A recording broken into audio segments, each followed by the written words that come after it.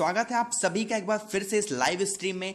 आज हम बात करने वाले हैं व्याकरण के वो 25 प्लस क्वेश्चन जो आपके किसी ना किसी एग्जाम में आए हुए हैं। ठीक है, ये सभी के लिए इंपॉर्टेंट है। जो भी एग्जाम आप देने जा रहे हो, जिस भी एग्जाम में हिंदी आएगी, उस एग्जाम के लिए बहुत इंपॉर्टेंट सीरीज आपके लिए लेके आए हैं। 25 प्लस क्वेश्चन है। इन 25 प्लस क्वेश्चन को मैंने 50 क्वेश्चन बना दिया है, क्योंकि मैंने कुछ एक्स्ट्रा इंफॉर्मेशन भी आपको उस क्वेश्चन से रिलेटेड दे दी है। तो जल्दी जल्दी आप सभी लोग जुड़ जाइए और अपने दोस्तों को भी बुला लीजिए, जिससे ज्यादा से ज्यादा लोग जुड़ सके। फिर लाइव स्ट्रीम करने का बहुत मजा आने वाला है। ठीक है, क्योंकि कॉम्पिटिटर्स बढ़ते हैं तो आपको करने में भी बहुत मजा आता है। ठीक है, चलिए स्टार्ट करते हैं। वीडियो को एक बार शेयर जरूर कर दीजिएगा। फर्स्ट क्वेश्चन आपके सामने कि भूकंप में कौन सा समास होता है, ये आपको बताना है। ऑप्शन है आपके अव्यय भाव समास, बी ऑप्शन है तत्पुरुष समास, कर्मधारय समास या फिर द्वंद्व समास। अपने अपने आंसर आप प्लीज कमेंट सेक्शन में लिखते रहिए, मैं सभी के रिप्लाई वहां पर कर रहा हूं। देखिए, जो भूकंप लिखा जाता है उसका मतलब हो गया कि भू का कंपन। ठीक है, भू का कंपन ये होता है। भूकंप को अगर हम तोड़ेंगे तो ऐसे बनेगा। तो जहां पर भी का लोप होता है, जहां पर का जो होता है वो छुपा हुआ होता है, वहां पर होता है हमारा तत्पुरुष समास। ये चीज आपको ध्यान रखनी है। जैसे एक एग्जांपल और दे दूं आपको, जैसे मैं कहता हूं रसोई घर, तो रसोई प्लस जो घर लिखा है उसके बीच में का लोप है, यानी कि रसोई का घर। तो का जहां पर लोप होता है वहां हमारा होता है तत्पुरुष समास। ये चीज आपको ध्यान रखना है। ठीक है, एक चीज और पूछता है तत्पुरुष समास से कि कौन सा ऐसा समास है जिसका दूसरा पद प्रधान होता है। तो ये भी आपको ध्यान रखना है। जो दूसरा पद प्रधान की बात की जाएगी तब भी हम आंसर किसको टिक करेंगे, तत्पुरुष समास को टिक करेंगे। तो बी ऑप्शन जो होगा हमारा करेक्ट ऑप्शन होगा। ठीक है, चलिए नेक्स्ट है क्वेश्चन नंबर 2 कि जिसका पहले से घटित होना निर्धारित नहीं है उसे हम क्या कहते हैं। ध्यान रखिएगा, यहां पर लिखा गया है नहीं है। ठीक है, तो देखिए ऑप्शन है आपके दुर्घटना, अघटित, आकस्मिकता या फिर अचानक। आप इस डी ऑप्शन को काट दो। ठीक है, ये गलत ऑप्शन यहां पे लिखा गया है। तो जो ऑप्शन जिसका करेक्ट ऑप्शन हो जाएगा वो होगा आपका इसका आकस्मिकता। इसको इंग्लिश में हम कहते हैं सडन। जैसे कोई चीज जो होता है अचानक सी हो जाती है, वही होता है आकस्मिकता। देखिए यहां पर अचानक लिखा था, उसका मतलब भी आकस्मिकता होता है, लेकिन जो करेक्ट ऑप्शन एक जो अच्छे तरीके से कहा जाएगा आंसर कौन सा होगा, तो वो होगा हमारा आकस्मिकता जो होगा। सी ऑप्शन हमारा करेक्ट ऑप्शन हो जाएगा। ठीक है, चलिए बढ़ते हैं क्वेश्चन नंबर 3 की तरफ। 3 क्वेश्चन है आपका थर्ड है कि अतल यानी कि अस्ताचल तुम्हें जाने ना दूंगा पंक्ति में कौन सा अलंकार है, ये आपको बताना है। देखिए, एक ही वर्ण की आवृत्ति जहां पर बार बार होती है वहां पर होता है अनुप्रास अलंकार। ठीक है, जहां पर एक ही शब्द की आवृत्ति बार बार होती है वहां पर होता है हमारा यमक अलंकार। देखिए, यमक अलंकार का जो उदाहरण होता है आपको सभी को पता होगा, कनक कनकते सौगुनी वाला जो ये उदाहरण है वो आपका कौन सा है, ये हमारा यमक अलंकार का है। ठीक है, अनुप्रास अलंकार इसी जो करेक्ट ऑप्शन होगा ये अतल अस्ताचल तुम्हें जाने न दूंगा। तो इसमें आ का जो उच्चारण है वो बार बार हो रहा है, तो वर्ण की आवृत्ति जब बार बार होगी तो वहां हमारा होता है अनुप्रास अलंकार, यानी कि सी ऑप्शन जो होगा वो हमारा करेक्ट ऑप्शन हो जाएगा। ठीक है, चलिए नेक्स्ट आपके सामने क्वेश्चन नंबर 4 कि संरक्षण का संधि विच्छेद कौन सा होगा, ये आपको बताना है। ठीक है, संरक्षण को जो आप तोड़ोगे तो ये कुछ इस तरीके से बनता है समधन रक्षण। तो बी ऑप्शन जो है इसमें जो हलंत वाला आपको दिख रहा होगा सा म और मा में जो हलंत लगा है यही हमारा करेक्ट ऑप्शन हो जाएगा। तो बी हमारा इसका सही हो जाएगा। ठीक है, चलिए बढ़ते हैं क्वेश्चन नंबर 5 की तरफ। 5वां क्वेश्चन हमारा कि वैश्विक की राह निम्नलिखित शब्द विशेषण नहीं है। ठीक है, वैश्विक मतलब क्या हो गया। देखिए, जब हम कहते हैं ना कि वैश्विक महामारी फैली हुई है, तो वैश्विक मतलब हो गया कि जो है विश्व की यहां पर बात की जा रही है। ठीक है, तो जैसे वैश्विक है उसी तरीके से इसमें से कौन सा एक विशेषण नहीं है वो आपको बताना है। ठीक है, देखिए धात्विक भी एक क्या है, विशेषण है। दैहिक भी एक विशेषण है। भौतिक भी एक विशेषण है, लेकिन जो सैनिक है वो विशेषण नहीं है। तो सी ऑप्शन जो होगा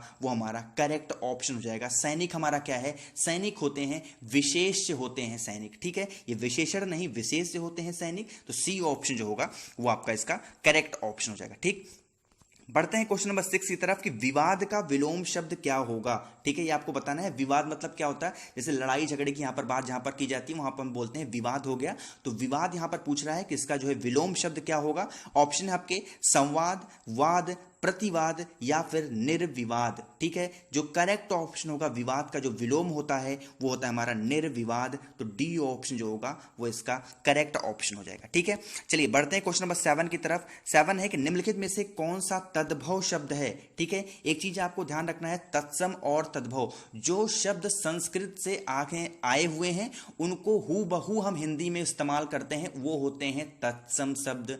लेकिन जो भी तत्सम शब्द होते हैं उसको हम अपनी बोलचाल की भाषा में परिवर्तित करके बोलते हैं, वो होता है हमारा तद्भव शब्द। ठीक है, आप सिंपल सा समझोगे कि जो हमारी बोलचाल की भाषा होती है वही होता है तद्भव शब्द। ठीक है, जिसको आपको बोलने में कठिनाई ना हो वो होता है तद्भव शब्द। थोड़ा सा सिंपल मैंने आपको बता दिया। ठीक है, अब इसमें पूछ रखा है तद्भव शब्द कौन सा है। ऑप्शन है आपके सूरज, दिनकर, दिवाकर, प्रभाकर। अब आप थोड़ा सा ध्यान लगाओ कि कौन सा ऐसा शब्द है जिसको बोलने में आपको कोई कठिनाई नहीं हो रही है, आप आसानी से बोलने जा रहे हो। तो जो सूरज शब्द आपको दिख रहा होगा ये आप ऐसा शब्द है जो बिल्कुल सी आसानी से हम बोले, जो हमारी आम बोलचाल की भाषा है उसमें हम सूरज को बोल ले जाते हैं। तो ए ऑप्शन जो होगा हमारा करेक्ट ऑप्शन होगा। जैसे मान लीजिए आप जब सुबह उठते हो तो सब बोलते हैं सूरज निकल आया। क्या कोई बोलता है कि सूर्य निकल आया? जबकि सूर्य हमारा तत्सम शब्द है, तो सूर्य को बोलने में कठिनाई होती है, इसलिए सूरज को जो है हम लोगों ने जो है डेवलप कर दिया एक आम बोलचाल की भाषा में। तो जो आम बोलचाल की भाषा होती है उसको हम तद्भव शब्द बोलते हैं, इसमें कोई कठिनाई नहीं होती हमको बोलने में। ठीक है, ध्यान रखिएगा, सारे ट्रिक हैं जो भी आपको एग्जाम में जो है काम आएंगी। नेक्स्ट है क्वेश्चन नंबर 8 आपके सामने। जो किसी बात या उक्ति को तुरंत सोच ले उसके लिए एक शब्द कौन सा होगा, ये आपको बताना है। जैसे किसी बच्चे की बात की जा रही है कि तुरंत सोच लिया है किसी चीज को, तो उसके लिए एक शब्द कौन सा होगा ये बताना है आपको।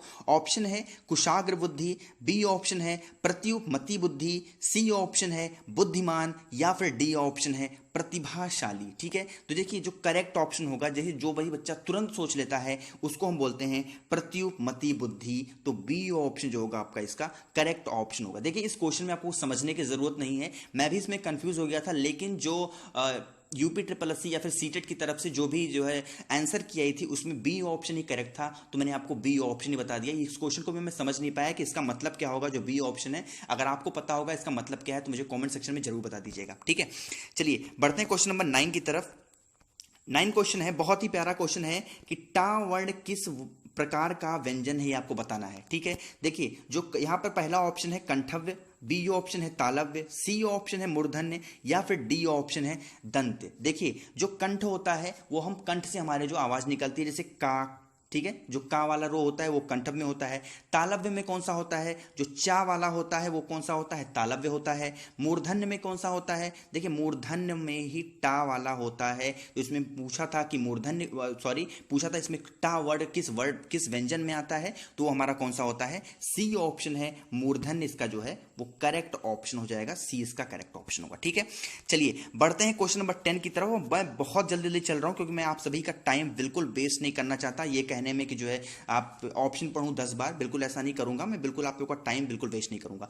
व्युत्पत्ति के आधार पर संज्ञा के कितने भेद होते हैं आपको बताना है। ऑप्शन है आपके 3, 4, 5 या फिर 6। मैं आपको बता दूं व्युत्पत्ति के आधार पर कौन कौन से होते हैं। जातिवाचक संज्ञा, भाववाचक संज्ञा, समुदायवाचक संज्ञा, द्रव्यवाचक संज्ञा, और लास्ट होता है हमारा व्यक्तिवाचक संज्ञा। तो टोटल 5 तरीके के होते हैं, तो सी ऑप्शन जो होगा हमारा करेक्ट ऑप्शन हो जाएगा। ठीक है, चलिए अपने अपने आंसर आप प्लीज कॉमेंट सेक्शन में लिखते रहिए, मैं सभी का रिप्लाई वहां पर दे रहा हूं। ठीक, अध्यक्ष व अधिष्ठाता में कौन सा उपसर्ग है। देखिए उपसर्ग और प्रत्यय के बारे में मैं थोड़ा सा बता दूं, जो शब्द के शुरुआत में आते हैं यानी कि स्टार्टिंग में आते हैं वो होते हैं उपसर्ग, और जो किसी भी शब्द के अंत में आते हैं वो होते हैं प्रत्यय। ठीक है, ये चीज को आपको ध्यान रखना है। तो अध्यक्ष और अधिष्ठता में कौन सा उपसर्ग है, वो होता है हमारा अधि उपसर्ग है, यानी ए ऑप्शन जो होगा हमारा करेक्ट ऑप्शन हो जाएगा। ठीक, चलिए बढ़ते हैं क्वेश्चन नंबर 12 की तरफ। जो भी नए लोग जुड़ गए प्लीज लाइव स्ट्रीम को एक बार लाइक कर दो, चैनल पे नए आ गए हो तो सब्सक्राइब बटन में प्रेस करके बेल आइकन जरूर ऑन कर दीजिएगा।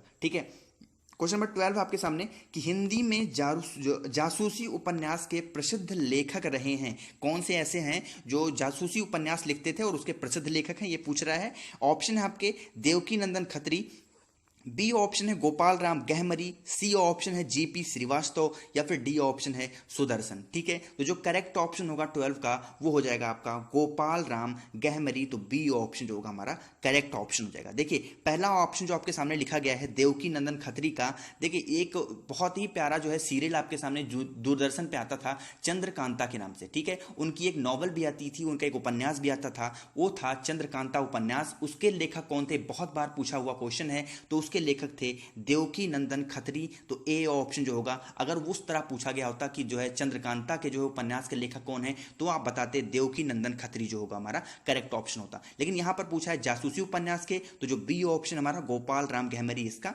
करेक्ट ऑप्शन होगा। ठीक, चलिए बढ़ते हैं क्वेश्चन नंबर 13 की तरफ कि अनुपम शब्द का पर्यायवाची कौन सा है, ये आपको बताना है। ठीक है, देखिए ऑप्शन है आपके स्वर्गीय, लौकिक, पार्थिव या फिर आदित्य। देखिए अनुपम शब्द का मतलब होता है कि जिसके समान कोई दूसरा ना हो। ठीक है, वो होता है अनुपम। तो आदित्य जो आपको दिख रहा होगा डी ऑप्शन में, यही इसका करेक्ट ऑप्शन हो जाएगा। आदित्य का मतलब हो गया कि जिसके समान कोई दूसरा ना हो। ठीक है, तो डी हमारा जो है करेक्ट ऑप्शन होगा।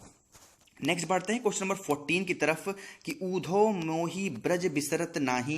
ये एक रस का जो है आपके सामने क्वेश्चन है, क्वेश्चन नंबर 14 कि ऊधो मोही ब्रज बिसरत नाही, हंस सुता की सुंदर अगली, द्रुमन की छाही। इन पंक्तियों में कौन सा रस है। देखिए यहाँ पर बात की जा रही है भगवान श्री कृष्ण की। वो अपने बचपन के बारे में बता रहे हैं कि हम जैसे जो है अपने माँ बाप के साथ वहाँ पर रहते थे, अपने दाऊ के साथ वहाँ रहते थे, माता के साथ रहते थे, वहाँ खेलते थे। तो वहाँ पर अपनी पूरी जो है प्यार की व्याख्या कर रहे हैं, अपने दुलार की व्याख्या कर रहे हैं। तो जहां पर प्यार की बात कर दी जाती है वहां पर होता है कौन सा, वहां पर होता है हमारा श्रृंगार रस की हम वहां पर बात करते हैं। तो ए ऑप्शन जो होगा 14 का वो इसका करेक्ट ऑप्शन होगा। ठीक है, कई बार पूछा जाता है कि श्रृंगार रस जो होता है वो इसका स्थायी भाव कौन सा है श्रृंगार रस का। ठीक है, तो आप बताएंगे कि जो रति होती है वो जो होता है श्रृंगार रस का स्थायी भाव होता है। ठीक है, नेक्स्ट है क्वेश्चन नंबर 15 कि दुर्जन का संधि विच्छेद कौन सा है, ये आपको बताना है। देखिए दुर्जन आप कैसे लिखोगे, कुछ इस तरीके से लिखा जाता है दुर्जन,